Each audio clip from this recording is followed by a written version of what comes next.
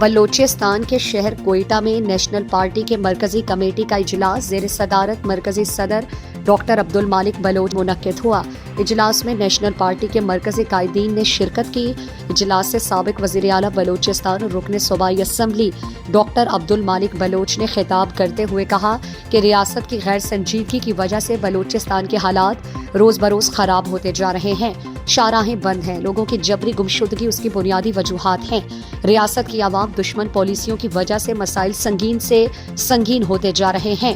انہوں نے کہا کہ نیشنل پارٹی سینٹ اور قومی اسمبلی میں اپوزیشن کا کردار بھرپور انداز میں ادا کر رہا ہے۔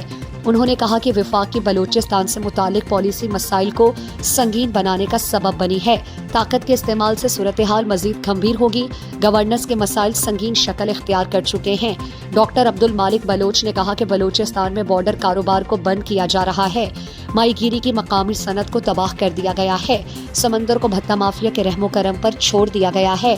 انہوں نے کہا کہ دنیا جدت اختیار کر چکا ہے، لیکن بلوچستان کے عوام بنیادی سہولیات سے محروم ہیں۔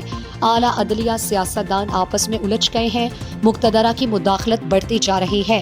انہوں نے کہا کہ انتخابی عمل پر شب خون مارا گیا اور نتائج تبدیل کر دیے گئے، اس پر کروڑوں کی وصولی ہوئی۔ اب صورتحال یہ ہے کہ ٹرانسفر اور پوسٹنگ پر بھی پیسے لے کر کیے جا رہے ہیں۔